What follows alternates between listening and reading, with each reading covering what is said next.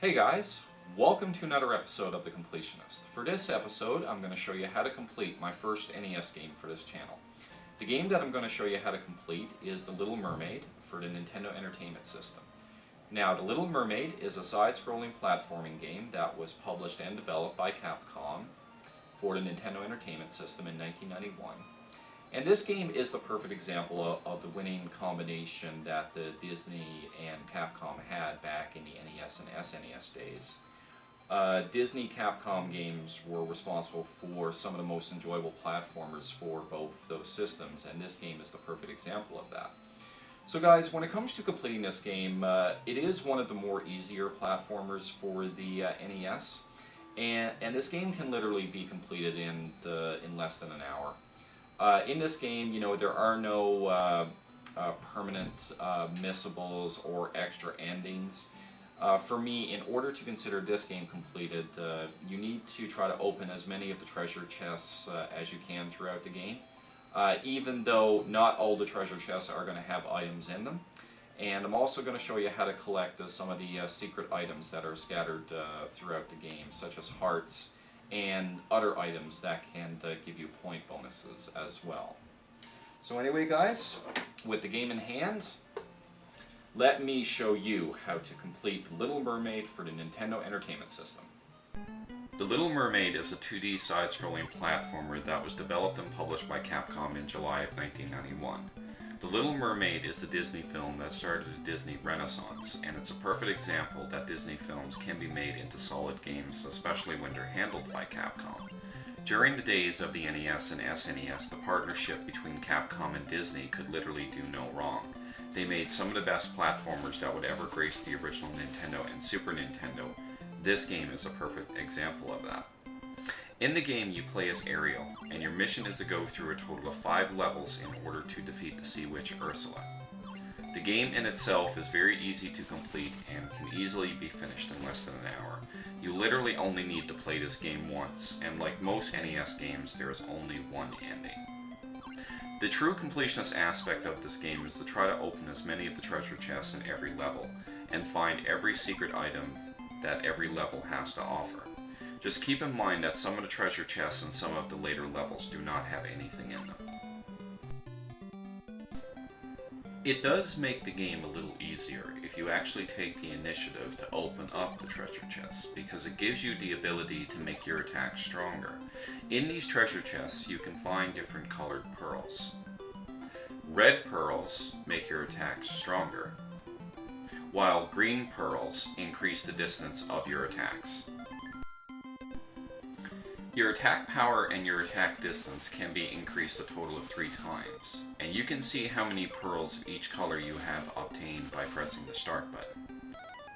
The key thing to keep in mind is that it will work in your benefit to power up your attacks as soon as possible, because certain items can only be obtained if your attacks are fully powered. If you can level up your attack power to the absolute max, you'll have the ability to move large boulders with your tail and capture larger enemies. These pearls can only be found in treasure chests that are scattered throughout the game's 5 levels. The treasure chests can only be opened by using shells, rocks, or barrels to open them. No matter how powerful your bubbles are, the bubbles you shoot from your tail will never open any of the treasure chests. One important thing to note is that if you die, you lose all the pearl power-ups you have obtained. You have to start over and build your attack power back up, so avoid dying at all costs. Besides the pearls that are located in the majority of the game's treasure chests, there are lots of other items to find in the game as well. Other items you can find are large and small hearts, which refill your health, dingle hoppers, otherwise known as forks, and snarfblats, otherwise known as corncob pipes, which increase your point totals. Throughout the game, you can also find Ariel dolls as well, which give you a free life, but also keep in mind that you can obtain a free life for every 20,000 points collected, so we should make an initiative to try to collect as many items as we can in order to increase our total score. The majority of the hearts and the point-specific items can be found in 2 ways. You can obtain these items if you use Ariel's tail to kick up the sand. Just be warned, especially in level 4, because some of the enemies actually hide underneath the sand. The second way of finding these items is to look for little voids scattered on the walls, ceilings, and floors of each of the game's 5 levels. When you find one of these voids, trap an enemy in a bubble and shoot the bubble into these voids and the item will reveal itself. One of the things that does work in your favor is that in this game the enemy respawns, so you'll always find an enemy to shoot into one of these voids to uncover the item in that void.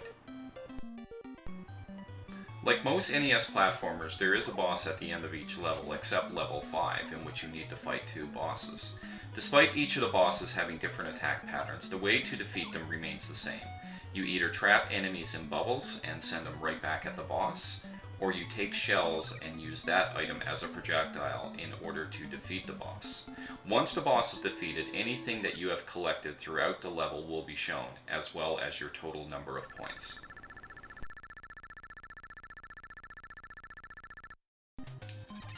In summary, there really isn't much more to collect in this game. The game in itself is considered very easy by NES standards. I think this is a great game that can be enjoyed by kids and adults. Disney animated films always have that ability to be considered timeless classics, and if you have a kid that enjoys watching The Little Mermaid, get them to give this game for the NES a try. They may be in for a pleasant surprise. With the second form of Ursula defeated, we have officially completed The Little Mermaid for the NES.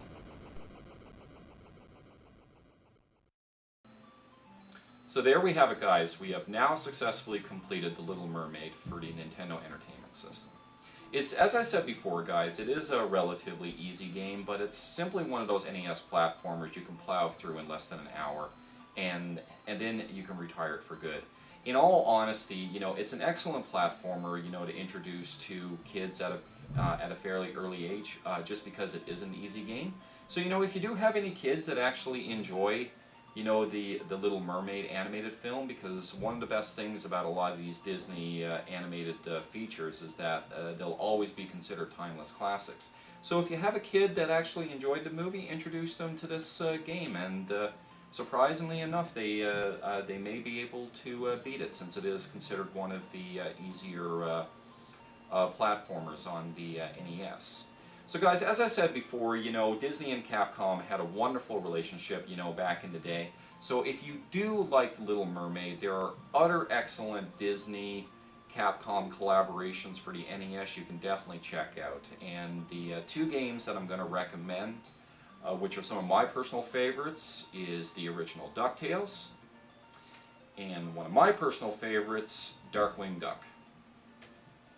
So anyway, guys, thanks for watching another episode of The Completionist, and as always, take care, and I wish you nothing but the best. Later.